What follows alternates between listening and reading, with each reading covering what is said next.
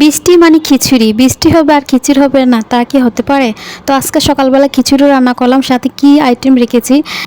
আমি আজকে খিচুড়ির জন্য পটল ভাজি আর বেগুন ভাজা আর আমের আছে যে কিছুদিন আগে আমি বানিয়েছি সেটা রেখেছি। বেশ খেতে ভালো লেগেছে। তো আমি বেসিক্যালি ছোটোবেলায় মানে খিচুড়ি খেতে খুবই পছন্দ করতাম।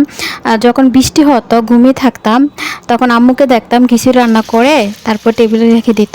তো এটা আমার খুব ভালো লাগে, তার জন্য মাঝে মাঝে আম্মুর কথা খুব মনে পড়ে। আম্মু আমাকে খুবই ভালোবাসে, কারণ আমি সবাই ছোট ছিলাম আর আমার ভাই বোন সবাই আমাকে খুব আদর করতো। মানে তো বাসায় সবাই আমাকে ছোটোবেলায় আমার নাম ধরে কমে ডাকতো, আমাকে সবাই বাপু বলে ডাকতো। তো আমি আপনাদের মাঝে একটা মজার বিষয় শেয়ার করছি। যখন আমার ভাইয়া বিদেশ ছিল, বেশিরভাগ ভাইয়া আমাকে এই নামে ডাকতো। তো ভাইয়া বলছিল বাবু ভালো আছি কিনা, তার মধ্যে মনে করছিল আমার ভাইয়ের ছেলের কথা জিজ্ঞেস করছে।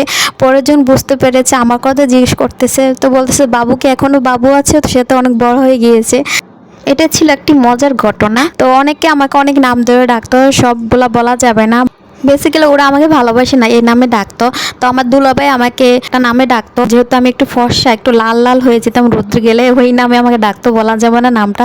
ভাইয়া আমার ভিডিও দেখে, ভাই আমার ফ্যামিলি প্রায় সবাই আমার ভিডিও দেখে মজা পায়, মূলত তার জন্য আমি ভিডিও ছাড়ি। তাছাড়া অনেকে আমাকে চিনের কারণে। আমি যখন ক্লাস 1-এ পড়ি আমার ভাবি বিয়ে হয়েছিল, তারপর থেকে আমি দেখছি আরও ভালোবাসা বেড়ে গেছে। মূলত আমি কোনো কাজই করতাম না, মনে করেন গ্লাসে পানি দিলেও খেতাম না, এরকম মানে অলস ছিলাম। নিজের জামা কাপড় ধুইতাম না। মানে যেহেতু আমার বাবা কোনো রাজ্যের রাজা না, তারপর রাজকুমারের থেকে কম ছিলাম না। মানে যেটা চাইতাম সাথে সাথে সেটা এনে দিত, খুব আদরে বলা যেতে পারে। তো ভালোবাসাটা খুব বেশি পাইছি। তো যখন দেখুন না থার্ড পার্সন মানে বাইরের মানুষ মানে গুরুত্ব কম দিচ্ছে বা ভালোবাসা কম দিচ্ছে, তখন একটু মন খারাপ হয়। তবে এটা আবার ঠিক হয়ে যায়, কারণ এগুলো তো বাইরের মানুষ, এগুলো তো আমার ফ্যামিলি মেম্বার না। এগুলো তো স্বার্থের জন্য আমাকে ব্যবহার করবে, যখন আমাকে প্রয়োজন হবে ওনাদের, তখন এদের আমার কথা মনে পড়বে। তো আমার মন খারাপ হয়, একদম কম বলতে চলে। আমি মন খারাপ করে থাকতে পারি না, এমন একটা মানুষ। আর আমার মন খারাপ না হওয়ার আরেকটি কারণ হচ্ছে আমার হাজব্যান্ড, আমার সন্তান। মানে এদের দিকে তাকাইলে ওদের সাথে কথা বলে আমার এমনিতে হাসি চলে আসে। আর আমার হাজব্যান্ড জানে যে কীভাবে মন ভালো করতে হবে।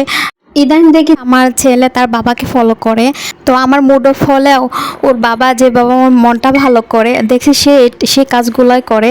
আমি একটা জিনিস মানে বুঝতে পেরেছি, মানে প্রত্যেকটি সন্তান তার বাবাকে সুপার হিরো মনে করে, আর বাবাকে ফলো করে। আর মেয়েরা বেশিরভাগ দেখবেন মাকে ফলো করে। যেমন আমি আমার প্রত্যেকটি কাজের ক্ষেত্রে আমি আমার মাকে মিস করি, আমার মাকে খুঁজে পাই আমার প্রত্যেকটি কাজের মধ্যে। লাইফে একটা জিনিস আছে যেটা ছোটোবেলা থেকে পেয়ে এসেছি, মানুষের সাথে ভালো সম্পর্ক, মানুষের সাথে ভালোবাসা, মানুষ আমাকে ভালোবাসা দেবে। দেখেন টাকা পয়সা অর্থ সম্পদ এই লাইফে এগুলো আসা যাওয়া করবেই, তবে যা আছে আলহামদুলিল্লাহ আল্লাহ চাইলে আরও দেবে। হাদিস কোরআনে বলা হয়েছে, যেহেতু হাদিস কোরআন অনেকটাই পড়া হয়েছে, আল্লাহ তাআলা তখনই আপনার রিজিক অনেকটাই বাড়িয়ে দেবে যখন দেখবে যে আত্মীয় স্বজন পাড়া প্রতিবেশী সবার সাথে আপনার সম্পর্ক খুবই ভালো, তাদের সাথে সম্পর্ক খুব ভালো রেখেছেন। তো সবাইকে গুড মর্নিং, এখানে বিদায় নিচ্ছি আমি। আল্লাহ হাফেজ।